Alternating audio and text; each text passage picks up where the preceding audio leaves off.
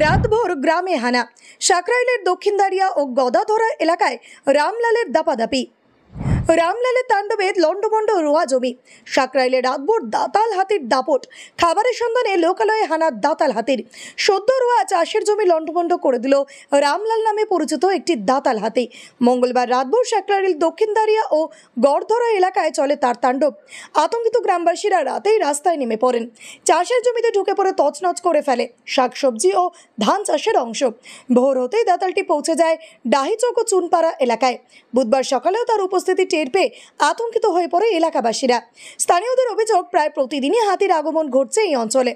দিনের বেলাও নিরাপদ নয় গ্রামবাসী। চাষের জমির ব্যাপক ক্ষতি হচ্ছে।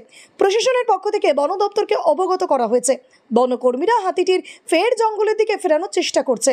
তবে বারবার লোকালয়ে আসার কারণে গ্রামবাসীদের দাবি স্থানীয় সমাধানের ব্যবস্থা করা হোক।